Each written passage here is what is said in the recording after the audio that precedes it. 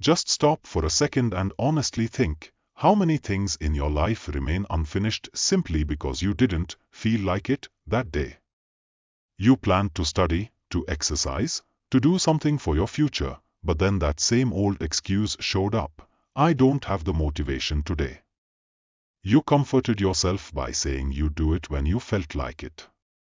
Slowly, this becomes a habit. We leave our lives at the mercy of our moods and then wonder why we aren't moving forward. How to stay disciplined without motivation directly challenges this illusion. This book states very clearly that motivation is unreliable. It comes, it goes, and it's usually missing exactly when you need it most. If you base your progress on motivation, your progress will be just as unstable. Discipline is what carries you forward, even when your mind isn't on board. Author Martin Meadows makes it clear that discipline isn't a feeling, discipline is a system. Most people mistake discipline for a personality trait, as if some are naturally disciplined and others aren't. But the truth is, disciplined people also have days where they don't feel like working. The only difference is that they don't let their moods make the decisions. We often think that motivation must come first, followed by action. This book teaches us the opposite: take action first, and motivation will follow. When you work even without the feeling, your brain receives a signal that this task is not optional. Gradually, that task becomes part of your routine, and routines don't require motivation. If you look closely, motivation mostly comes from external things: a video, a quote, or a success story. It's a short-lived spark. Discipline comes from within. It comes from repetition and the habit of not giving yourself room to negotiate with excuses. The book also explains that people fail to stay disciplined because they argue with themselves every day. Should I do it or not? Now or later? Should I skip today? In every such argument, the brain chooses comfort. Disciplined people end the debate before it starts. They decide in advance what needs to be done and then simply execute. There is a deep realization here: when you live according to your mood, you are hurting your future self. But when you live with discipline, you are working for your future self. Discipline isn't about punishment, it's an act of self-love for the person you want to become.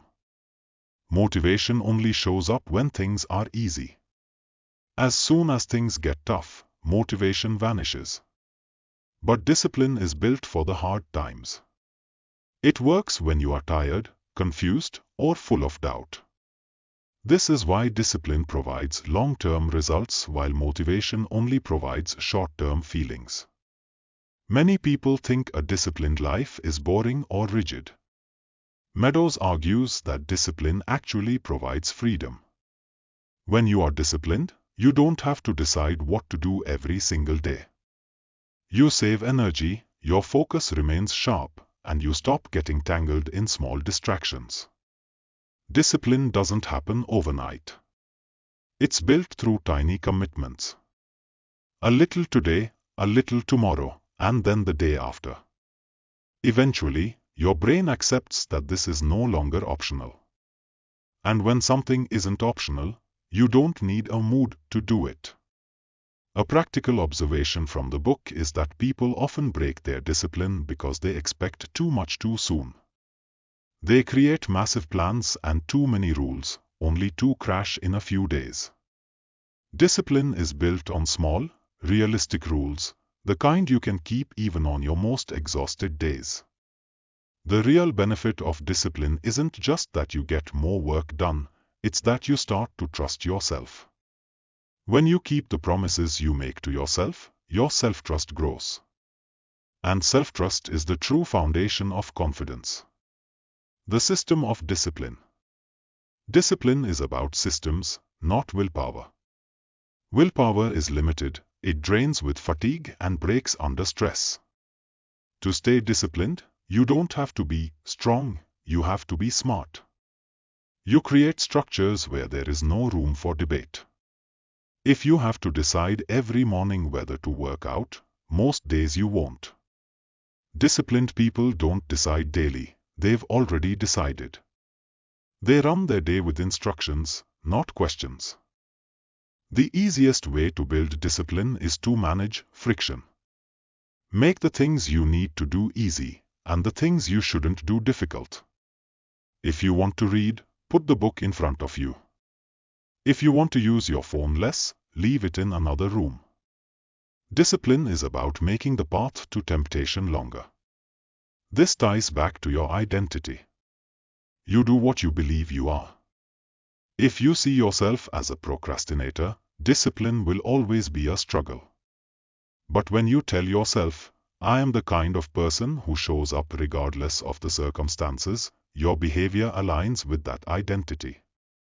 Excuses always sound logical. I'm too tired, it was a bad day. Disciplined people see these as noise, not facts. Feelings change, but rules don't. The rule is simple: do it, whether you feel like it or not. Consistency doesn't mean doing a lot every day, it means doing it every day. Even if it's imperfect, showing up is what matters. Momentum is far more powerful than motivation. The biggest enemy of discipline isn't burnout, it's boredom. When things get repetitive, the brain looks for an exit. View discipline as a practice rather than a punishment. Mastery is born from accepting boredom. Finally, discipline isn't built on self-hate. You can't scold yourself into permanent change. Discipline is built on self-respect. When you value yourself enough to keep your own word, discipline becomes natural. Motivation might get you started, but only discipline will get you to where you want to be. If you don't feel like it today, that is the perfect time to be disciplined.